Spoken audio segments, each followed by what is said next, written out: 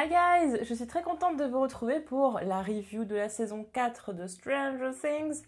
C'est vrai que j'avais dit que je ferais plus trop de reviews et au final, pour une fois que je suis un peu hypée par une série et que je suis à jour, je me suis dit allez c'est parti, on se lance, on se pose pas de questions. Donc voilà, ça va pas forcément être récurrent. Je vois encore pour des formats peut-être Instagram, TikTok pour vous parler de mon avis sur certaines séries sans que j'ai à faire du montage de ouf. Mais voilà, Stranger Things, ça reste quand même une série que j'aime énormément et je crois que j'ai parlé quasiment de toutes les saisons sur la chaîne. Donc je me suis dit, allez, c'est parti. Stranger Things, c'est une série que j'aime beaucoup parce que c'est complètement atypique. Je ne retrouve ces sensations dans aucune série parce que ce sont vraiment des vibes très particulières, ce côté ce côté années 80, anciens films et tout ça, la façon dont c'est filmé, l'ambiance elle-même, mais aussi l'ambiance musicale est juste incroyable. Je trouve que même en termes de placement de personnages, d'effets visuels et tout, c'est vraiment incroyable. Et c'est vrai que j'avais un petit peu arrêté les séries un peu sombres, entre guillemets, pendant très longtemps parce que j'avais pas du tout le mood pour ça. Je m'y suis remise il y a quelques temps et c'est vrai que j'avais une espèce de lassitude des suites de séries et le fait aussi que Netflix était très axé teenagers. Alors là, Stranger Things, c'est un peu le cas, mais ça parle quand même à tout le monde. Alors, c'est pas kid-friendly, ça c'est clair, ça c'en est pas chez Disney. Mais que ce soit adulte ou adolescent, ça parle quand même globalement à tout le monde. J'attendais vraiment Stranger Things saison 4, j'attendais vraiment Umbrella Academy saison 3.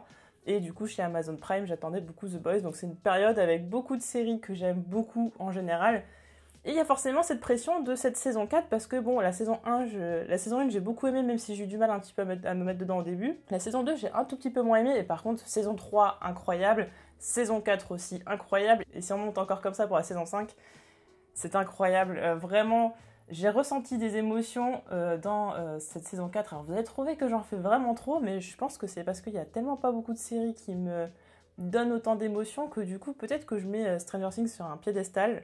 Mais je trouve que dans les séries en cours, c'est celle qui me procure le plus d'émotions et c'est celle où je suis la plus hypée, où je suis à fond dedans, où je vais avoir les larmes aux yeux, je vais être comme une dingue, où j'ai vraiment vivre le truc à fond. J'aurais presque dû même faire une réaction en fait en y repensant, mais c'est vrai que le dernier épisode de 2h20, c'est tendu. En termes de record, on va pas se mentir, c'est très compliqué. Donc oui, j'ai été énormément emballée par cette saison 4. Je l'attendais beaucoup tout en étant...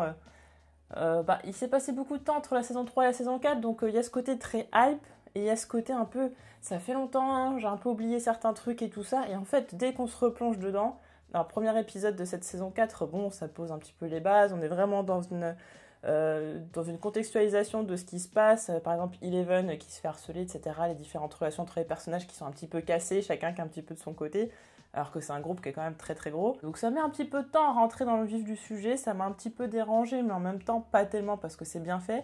J'ai l'impression que chaque épisode est un film parce que le plus petit épisode c'est 1h et le dernier épisode de 2h20. Donc 2h20 on est sur un film, mais bon on est globalement sur la plupart des épisodes autour d'1h20. Donc c'est déjà pas mal, on se rapproche déjà d'un long métrage et c'est pas vide. Alors il y a plein de choses que je pourrais quand même reprocher. Vous savez, je vais pas vous dire tout est génial, tout est incroyable, il y a rien à acheter, voilà faites comme ça tout le temps, c'est nickel. Non, il y a plein de trucs que je reprocherais, mais je trouve que pour une série qui doit gérer autant de personnages, c'est quand même très bien fait parce que, franchement, on a vu des séries où avec tout un tas de personnages par-ci par-là, etc. Surtout qu'on a du mal, par exemple, je vais parler d'un exemple qu'on connaît très bien ici, c'est The Walking Dead.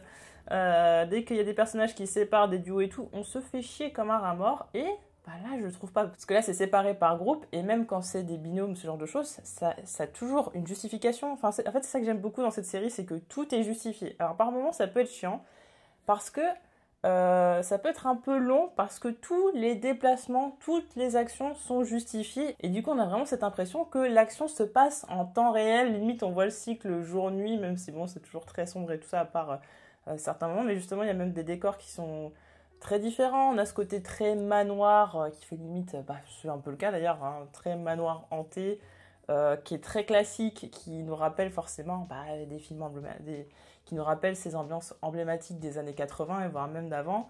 Mais après, on va quand même avoir le désert, on va avoir un laboratoire un peu creepy, des laboratoires très creepy d'ailleurs, et puis la ville d'Hawkins, la nuit, etc. Il y a quand même beaucoup de décors qui sont très différents, qui sont très variés. Les effets spéciaux sont très réussis. Je suis très chiante avec ça, tout ce qui est CGI et tout.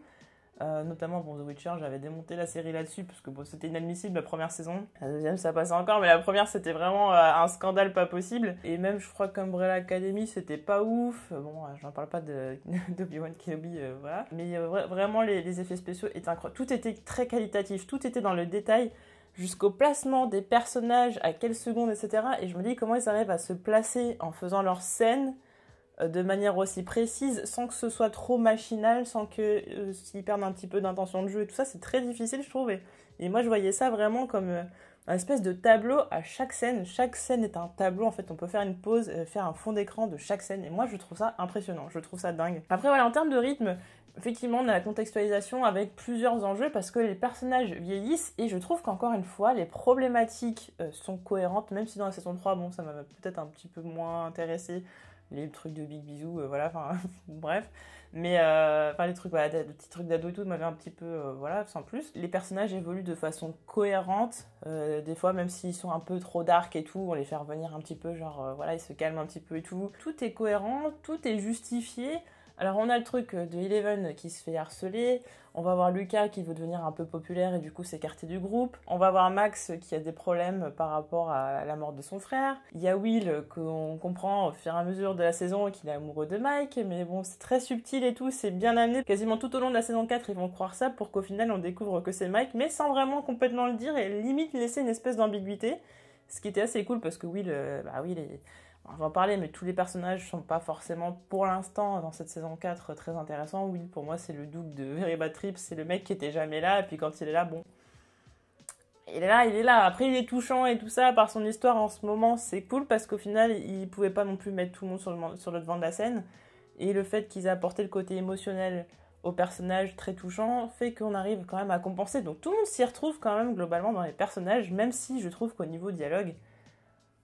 franchement, à part les adultes, et encore des fois ça part un peu en live, mais le groupe des enfants et ados, les dialogues c'est d'un cliché. Alors c'est justement ça que je comprends pas parce que c'est très des dialogues à la Disney, et en même temps c'est pas du tout kid-friendly. Donc en fait, il y a vraiment cette vibes un peu enfantine et tout ça, alors qu'à côté il se passe des trucs archi horribles. Je pense que c'est la saison la plus glauque. C'est clair, non, c'est même pas que c'est peut-être, c'est que c'est la saison la plus glauque. Les morts des différentes personnes, là, les 3 personnes qui meurent dans la saison, moi j'étais pas bien. Enfin, même moi je me suis dit, bon, à mon grand âge, déjà ça m'avait un peu choqué. Enfin, vraiment le côté, il se casse les bras, puis on entend vraiment, le sound design est incroyable. Vraiment les bras qui se cassent, les jambes qui se cassent et tout, les yeux qui éclatent à l'intérieur. Avec l'expression vraiment... avec l'expression complètement horrifiée. C'est crac, crac, crac, crac, tac, ça explose. Voilà, la personne elle tombe complètement grise, cadavérique. C'est quand même assez impressionnant. Puis en plus, on a la réaction des personnages qui par moments peuvent voir ça ou découvrent les cadavres et on dit c'est vraiment un massacre et tout, c'est dégueulasse et tout. Bon, après, entre ça et puis les gens qui se font bouffer par différentes créatures, on le voit bien, ou alors des gens qui sont coupés en deux, ça reste quand même très, très horrifique. Et à côté, on a ces dialogues très légers. Alors, le côté dialogue très léger, c'est pas un problème. Mais je trouve que ça manque de punch, comme un personnage par exemple comme Hopper peut avoir, comme même Murray. Murray a des dialogues très drôles et je trouve que c'est dommage que tous les personnages aient pas ce truc-là. Par exemple, Robin fait pour moi partie de ces personnages qui ralentissent un peu le truc, qui sont un petit peu... Dustin, il est limite.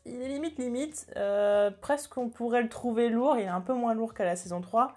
Son truc avec Steve, c'était un peu chiant saison 3, moi j'en avais un petit peu ras-le-bol. Là, ça passe encore, ils ont un peu allégé le truc. Il est pas loin du lourd. Steve, bon, il y a 3 phrases, donc ça va encore. Mais vraiment, Robin, j'ai trouvé un petit peu chiante. Et puis Lucas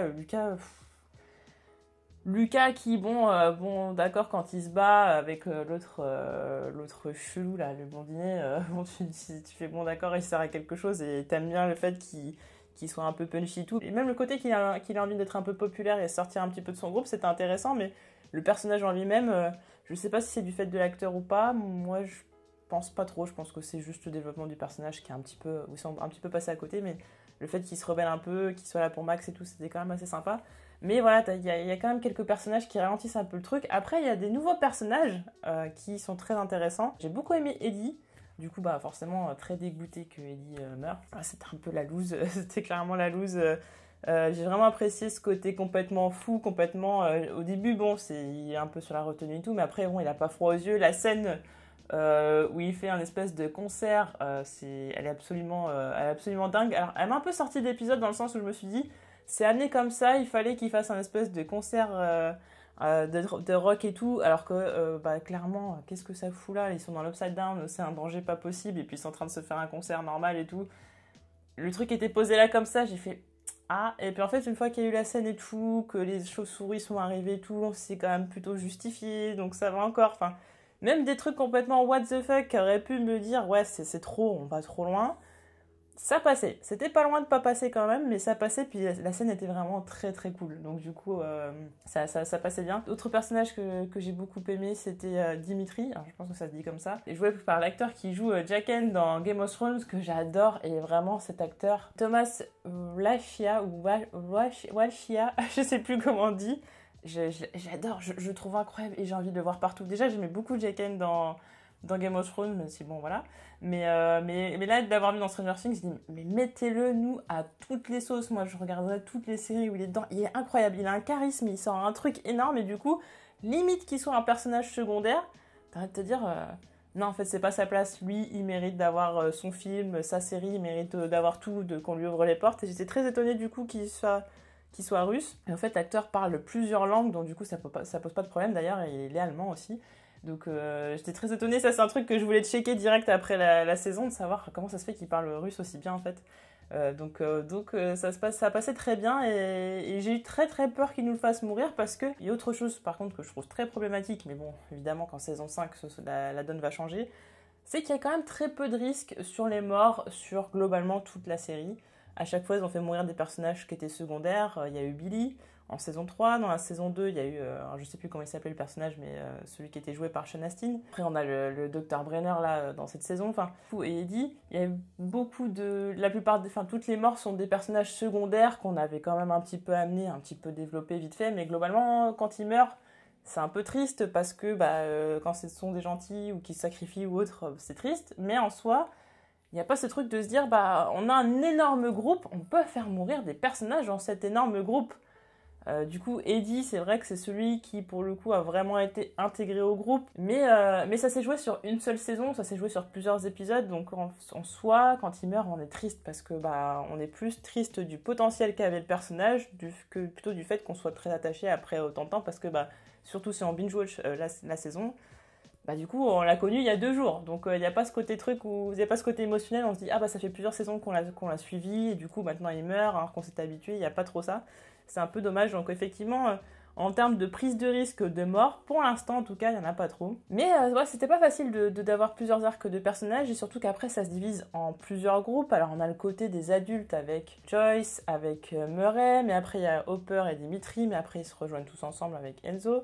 Après, il y a le côté... Jonathan, Mike, Eleven, Will, etc. Et le nouveau personnage avec les cheveux longs que j'ai trouvé... pareil, lui aussi, c'est Robin 2 en plus lourd parce que le mec, on le voit quand même pas mal de fois et il est complètement défoncé. Alors ça, j'ai trouvé ça cool, le côté un peu humour, ils sont défoncés et tout. Mais pareil, dans les dialogues, ça reste quand même de l'humour très lourd. Enfin, lui, c'est le plus lourd du truc. Il est lourd et il a trop de... Moi, je sais pas pourquoi il était là, en fait. J'avais envie de dire, déposez-le ailleurs. Le côté décalage, le mec il est complètement défoncé puis il voit des trucs pas ouf, des gens qui sont morts et tout, alors que le mec c'est un gros bisounours et tout, genre peace and love et tout, c'était sympa mais on va pas assez loin dans le truc. Vraiment niveau humour, ils ont vraiment beaucoup de mal là-dessus. C'est dommage parce qu'il y a ce décalage qui peut être très intéressant, même le côté très humour noir et tout sur lequel on peut beaucoup jouer. Et ça manquait un petit peu. Puis après, on a aussi Steve, Nancy, avec Max, Lucas, Dustin, etc. Donc, mais après, ça se redivise. On a la sœur de Lucas aussi, qui fait partie du groupe. On rajoute vraiment tout le monde. Le groupe est énorme et divisé, ça se passe bien parce que les épisodes sont longs.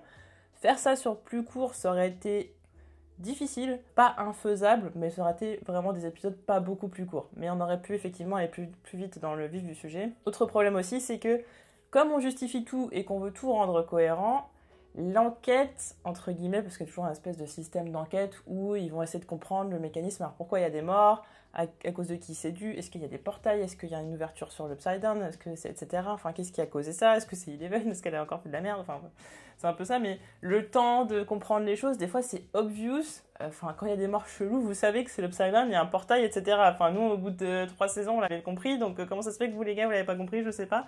Enfin, c'est direct. Enfin, voilà, après, même, il y a un truc qui était un petit peu tiré par les cheveux, c'est le truc du tueur en série, soi-disant, au final, qui n'est pas un tueur en série. Enfin, comme par hasard, Nancy en entend parler. Enfin, je sais plus, je crois que c'est un truc comme ça, je me souviens plus trop. Elle en entend parler, et comme par hasard, c'est vraiment lié à l'histoire enfin, de Vecna, quoi. Enfin, il y a vraiment un lien direct, alors que c'est juste une histoire parmi tant d'autres qui auraient pu exister, que ce soit pas du tout ça. J'avoue que ça, j'ai trouvé pas ouf de cohérent. Mais voilà, il y a tout un cheminement. Alors après, bon, elles vont à l'hôpital psychiatrique voir le mec, etc. Mais ça met du temps, il y a tout un processus avec des tas de dialogues avec le professeur, enfin je sais plus quoi. Enfin ouais, ça c'est par exemple ça c'est des trucs de temps mort où il se passe pas grand chose, il y a à peine du suspense et on aurait pu passer dessus. Bon, elle voyait le mec, elle lui parlait, elle repartait, enfin voilà, hop on coupe, on passe à autre chose. Tout le cheminement est complètement montré, comme je disais, on a l'impression que c'est en temps réel, donc du coup c'est long. C'est d'autant plus long que par exemple pour toute la partie qui se passe en URSS, bah en fait ils vont avancer, alors ils vont sortir de cette prison et tout en URSS, mais après ils vont y revenir. Donc des fois il y a des moments où ils avancent et après ils reculent et c'est pareil un petit peu dans l'enquête, on a compris ça, mais il va se passer des trucs où au final ils vont s'écarter un petit peu du sujet et puis après ils vont revenir dessus. Et ça c'est long, Alors après, j'ai bien aimé le fait qu'effectivement ce soit divisé en 2 volumes. Alors 2 volumes, il s'est passé quoi 2 semaines ou 3 semaines je crois de différence entre les deux, avec les premiers épisodes qui ont été diffusés, les 6 premiers, et après les 2 derniers. Surtout qu'à la fin du 6, on a quand même ce gros suspense avec la révélation que Vecna est numéro 1. Et ça nous laisse là-dessus, puis après c'est débrouille-toi dans 2-3 semaines, tu vois la suite. Et maintenant il faut attendre 2024 pour avoir la saison 5, ce qui moi me perturbe, et surtout je me dis les acteurs grandissent tellement. Comment on peut justifier un time jump? Comment ça se passe parce que la production n'a pas commencé? Déjà ils ont grandi depuis le tournage de la saison 4, comment ça va se passer pour la saison 5 quand tout le monde aura 20 piges?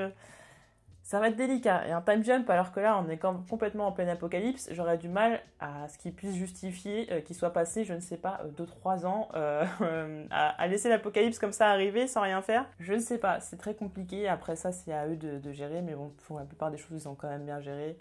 Donc à ce niveau-là, je suis assez... On verra bien. Au niveau des épisodes que j'ai préférés, il y a l'épisode 4 avec la séquence avec Max. J'ai failli me faire spoiler, j'ai vu 2-3 images avec le fond rouge et tout.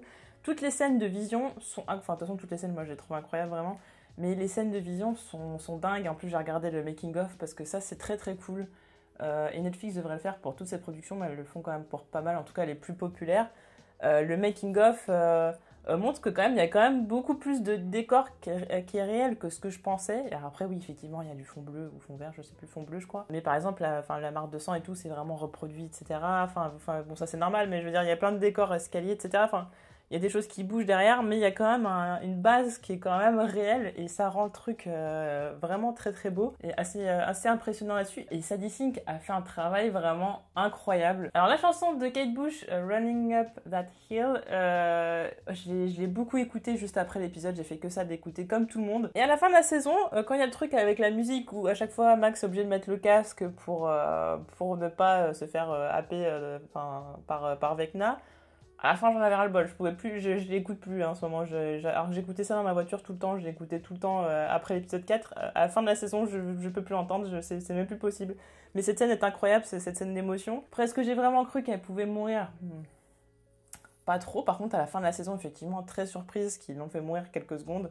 Pareil, encore pas de prise de risque parce qu'on la fait pas mourir définitivement. Elle est dans le coma, on se doute bien qu'elle va se réveiller, même peut-être avec des séquelles, aveugle ou etc.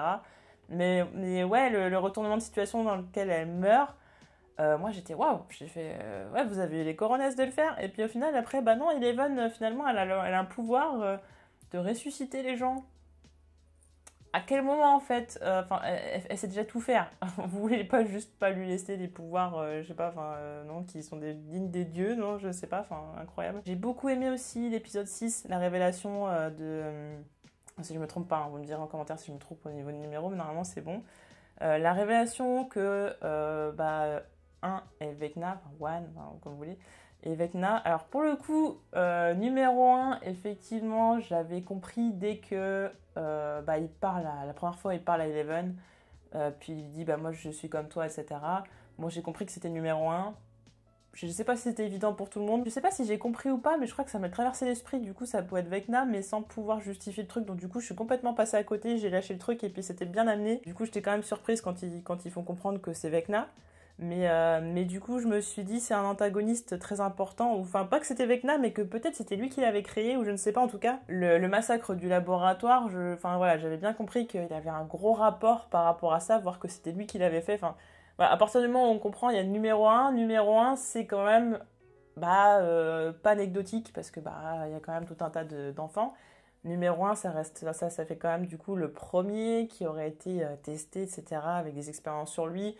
Du coup, une rancœur énorme envers le docteur, etc. Donc, tout est justifié. Et effectivement, quand on nous explique, quand il y a toute la backstory avec quand il était enfant, plus qu'il a fait des choses affreuses à sa famille, c'est extrêmement bien fait, c'est extrêmement glauque. En fait, dans cette saison, on a l'impression qu'il y a des trucs glauques, et c'est encore plus glauque, et c'est encore plus glauque, et c'est encore plus glauque, sans pour autant qu'on se dise que ce soit trop. Mais comme c'est bien justifié et comme c'est cohérent, ça passe très bien. Jamie Campbell, c'est un coup de cœur en termes d'acting. Je suis trop fan. Vraiment, je l'aime beaucoup. Enfin, vraiment, la plupart des acteurs, je les aime énormément. Je les trouve très bons, à part Winona Ryder, que je trouve qui fait beaucoup de surjeu. Millie Bobby Brown, qui est très critiquée. Beaucoup de personnes n'aiment pas Eleven. Moi, ça reste mon personnage préféré, peut-être parce que je m'identifie beaucoup à ce personnage. Effectivement, elle n'a pas été tout le temps très parfaite. Il y a des moments où elle est un peu en dessous, par rapport par exemple à une Sadie Sink qui est incroyable, quasiment tout le temps, qui est vraiment au sommet de tout. C'est vrai que Millie, il y a des moments, peut-être dans les moments les plus importants, elle est là, elle y va, elle est vraiment dans l'émotion et tout. Alors je sais pas comment elle se conditionne en termes d'acting et tout, mais je sens le décalage en fait d'une scène à une autre, je le sens très très fort, où des fois elle n'est pas complètement impliquée. Mais elle reste quand même une très très bonne actrice, et ça reste, voilà, pour incarner Eleven, enfin moi je vois pas d'autres personnes à sa place, en tout cas là j'ai pas dans la tête, et pour moi voilà, Eleven c'est Millie Bobby Brown, et Eleven moi j'aime beaucoup, je trouve ça trop dommage qu'on tape dessus, surtout que sa backstory est intéressante, tout le côté laboratoire était très dingue, et puis sa relation avec le docteur Brenner, vraiment, je pensais pas qu'on allait là-dessus, parce qu'effectivement comme il y a ce côté très fille et père avec Hopper, même s'il était plus là, je pensais pas qu'ils allaient partir aussi sur une espèce de parallèle, mais du coup avec le docteur Brenner qui fait comprendre qu'il a tout fait pour elle, etc. Mais bon, il a quand même fait des trucs horribles, et puis j'aime bien parce que bon, il meurt, elle est un peu douce avec lui, mais après elle le laisse un peu crever, donc il y a cet entre-deux de j'avais de l'affection pour vous, mais en même temps vous avez vraiment été un gros connard, donc j'aime bien la nuance, quoi. C'est pas tout ah bah non, je vous pardonne de tout et tout va bien, et c'est pas vous êtes un gros connard et je vous laisse, enfin il y a vraiment un entre-deux qui était cool, et cette relation était très ambiguë, enfin ambiguë, pas ambiguë, bizarre, hein, mais ambiguë dans le sens où est-ce qu'il veut vraiment son bien, est-ce que c'est juste un profiteur, est-ce que c'est pour sauver le monde, est-ce que du coup de se poser la question est-ce que tous les moyens sont bons, parce que c'est un petit peu parce qu'il y a une espèce de dilemme moral. Par contre, le truc des USA qui sont tout le temps en train de poursuivre tout le monde, ça c'est chiant. Effectivement que ça peut être explicable, mais ça rajoute un truc, encore une course-poursuite ou je sais pas quoi. Enfin déjà, il y a déjà quand même beaucoup de trucs en fait. C'est ça, c'est que peut-être qu'il y avait un petit peu trop, qu'il aurait fallu un petit peu élaguer le délire. Dans le sens où il y a déjà les lycéens en blazer, là, je dirais les quarterbacks, maintenant ils jouent au basket, voilà, les basketteurs populaires qui sont en train de traquer Eddie et tout pour des raisons de merde. Par contre, ça j'ai trouvé que c'était nul. L'autre est tellement amoureux de sa Chrissy, d'ailleurs, qui au final aurait pu partir avec Eddie. Enfin bon, voilà. Le mec qui est tellement amoureux qu'il veut absolument buter Eddie. Enfin, j'ai trouvé ça nul, par contre. Ça, pour le coup, j'ai trouvé ça mauvais, donc ça faisait un deuxième truc. Mais j'ai bien aimé la confrontation entre Lucas et l'autre, je ne sais plus comment il s'appelle. Ça, c'était sympa, mais voilà, c'est cette course-poursuite-là à côté, plus le gouvernement qui traque le docteur, Eleven et tout ça. Bah, peut-être que ça, c'était pas obligé de le mettre, mais comme il fallait tout le temps que ce soit un petit peu dans l'urgence et tout, parce qu'effectivement, quand le rythme est un petit peu long, il faut accélérer le truc avec une espèce de course contre la montre, alors qu'il y a déjà une course contre la montre avec Vecna qui, plus il tue de victimes et plus il se rapproche de créer l'apocalypse, parce on apprend après qu'il faut un 4e portail pour que l'apocalypse puisse se produire. Très étonné d'ailleurs aussi, du coup j'ai beaucoup aimé l'épisode 8 avec la confrontation avec Eleven et tout ça, c'était dingue, et puis même toute la partie dans l'Upside Down. J'aime beaucoup Nancy, comment elle est devenue. Steve, c'est dommage, il est un petit peu en retenue, même s'il est gentil, tout ça, qu'il a mûri. Mais bon, le trio amoureux à la Twilight. Bon, Jonathan, franchement, il sert plus à rien. S'il crève demain, je serais un petit peu triste, mais bon, c'est pas, voilà. Même si je l'aime bien. Nancy est devenue un personnage très intéressant, très badass et tout. Je trouve que vraiment les femmes dedans sont très très badass, et j'aime beaucoup ça. Mais c'est vrai que du coup ça manque presque de personnages masculins badass, c'est-à-dire qu'à part Hopper et Murray d'une certaine façon, les personnages masculins sont un petit peu derrière. Je trouve ça dommage. Voilà, surtout chez les jeunes. Mon Mike, par exemple, qui est tout le temps un petit peu le sauveur et tout. Alors oui, Will qui lui fait oui, c'est toi le cœur et tout, donc c'est toi qui aide. C'est lui qui est un petit peu la source d'énergie d'Eleven, enfin qui lui donne envie de se battre et tout ça. Mais j'aimerais bien un petit peu des personnages un peu plus proactifs, comme d'ailleurs Dustin n'était pas mal. Avant, là, sont tous un petit peu en retrait, même Steve à un moment donné, avec sa batte et tout ça, enfin, c'était assez cool. Eddie qui a presque plus été badass que tous les autres personnages masculins à part Roper et Murray. Mais en même temps, c'est compliqué de développer tous les personnages, de leur donner tous un rôle très épique et tout, mais c'est quand même bien fait. Globalement, très contente de cette saison. Voilà, ce sont les bémols que j'ai évoqués, c'est vraiment dans le truc de dire bah c'est pas parfait, évidemment qu'il y a des choses à redire, mais ce sont complètement des défauts que je peux pardonner. Et ouais, ça faisait longtemps que j'avais pas eu d'émotion comme ça devant une série. Bon, à la fin, j'étais en larmes et tout, puis je me dis, ah, saison 5, c'est dans trop longtemps. Ça me manque quand même beaucoup de me dire, j'ai hâte de la prochaine saison d'une série. J'ai plus tellement l'impression que ça m'arrive en ce moment, et du coup, je suis très surprise de faire, waouh, ça existe encore une série qui peut me provoquer ce genre d'émotion. J'étais très étonnée et ça fait du bien. Et du coup, oui, j'avais envie de faire cette review parce que bah, quand je suis emballée comme ça et que je suis très contente de ce que j'ai vu, j'ai envie d'en parler. Et quand c'est pour critiquer, bah, évidemment que ça me fait rigoler aussi de taper des fois sur le truc. Mais bon, tu dis, bon, il y a l'équipe technique derrière, donc c'est pas cool de détruire une série parce que derrière, il y a des gens qui bossent. Mais quand je suis très contente de ce que j'ai vu et que j'ai envie de le partager, et voilà, enfin, ouais. Là, clairement, ouais. Et voilà, l'esthétique et tout. Et là, je suis en train de me dire, je vais me racheter plein de posters de Stranger Things, en mettre partout chez moi parce que j'ai vraiment. Cette série commence à être... Enfin, ça fait déjà... J'avais déjà beaucoup d'affection pour la série, mais là, vraiment, je me dis, c'est vraiment une de mes séries préférées, où j'ai envie de tout le temps de me baigner dans l'univers, et j'ai envie de refaire même les premières saisons, j'ai envie de me remettre dedans, j'ai envie d'être tout le temps dedans jusqu'à la saison 5, et à la saison 5, quand ça va se terminer, je vais être pas bien. Et je pensais pas, vraiment, c'est un gros bol d'air frais de me dire que je peux encore être captivée par une série à ce point. Ça me rassure, j'avais peur d'être complètement blasée des fictions en général.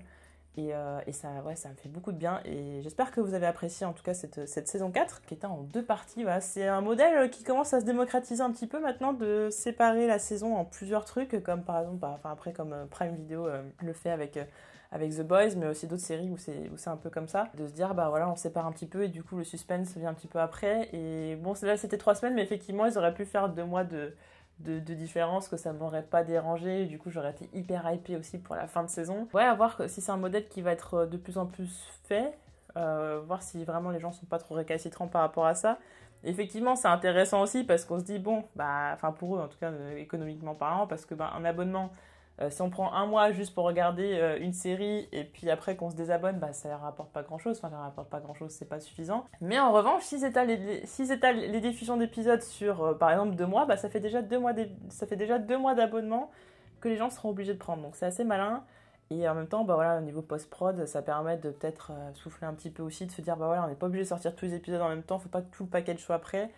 Par contre, en termes de com, c'est incroyable le budget en termes de com. Enfin, de toute façon, c'est incroyable le budget qui est mis dans cette série. Et du coup, consécutivement, forcément, le budget com est dingue. Et ça fonctionne très bien parce que même après avoir vu la série, tout le contenu réseaux sociaux et tout de Stranger, enfin de Netflix, enfin beaucoup de trucs tournent autour de Stranger Things. Donc on a l'impression qu'on est toujours dans la série. Donc ils nourrissent encore la hype même après avoir vu la saison. Et puis pour les gens qui l'ont pas encore vu, tout le monde en parle. C'est partout sur les réseaux sociaux, donc c'est difficile de louper. Et il y a cette frustration, je pense, de beaucoup de personnes de se dire, ah bah je suis passé à côté de ce phénomène, il faut absolument que je le rattrape, faut pas que je me fasse spoiler, etc. Et on n'avait pas vu ça depuis très longtemps, de voir en top tweet justement des séries. Alors il y a eu Obi-Wan, mais Obi-Wan, comme il n'y a rien eu de dingue et que bon, forcément on connaît quand même la fin de l'histoire parce que bah voilà, parce que les films, il n'y a pas eu cet engouement à ce point-là. Voilà, c'était un peu hype, mais c'était pas comme ça. Là, vraiment, je retrouve ce truc à la Game of Thrones, à la The Walking Dead, de tout le monde est à fond sur la même série et il y a un engouement énorme. Et c'est un peu aussi la même chose aussi avec The Boys. C'est pas mal le cas, mais encore, il y a encore pas mal de gens qui sont un petit peu récalcitrants encore pour l'instant ou qui connaissent pas forcément. Mais à terme aussi, ça va être une série où tout le monde va être vraiment dessus et va être très hypé. Mais c'est cool, franchement ça fait très très plaisir. Donc hâte de la saison 5 qui arrivera qu'en 2024 puisque tournage en 2023 a priori. Ça va être long, mais voilà, peut-être je ferai des théories, peut-être je sais pas, on fera d'autres vidéos sur Stranger Things. J'ai vu qu'il y a un comics aussi voire peut-être plusieurs d'ailleurs, je vais me renseigner, ça peut être très intéressant de voir tout ça. Il y a le livre aussi qu'on m'avait offert, puis que j'ai pas encore lu, qui peut être très sympa, mais voilà, encore, en tout cas il y a plein de choses très sympas autour de Stranger Things, et écouter les musiques, voilà, j'aime refaire les playlists, à part la chanson de Kate Bush que voilà, je peux plus, mais ça va être chouette. En tout cas, n'hésitez pas à me dire en commentaire ce que vous avez pensé de cette saison 4 de Stranger Things, et on se retrouve très vite pour d'autres vidéos. Salut!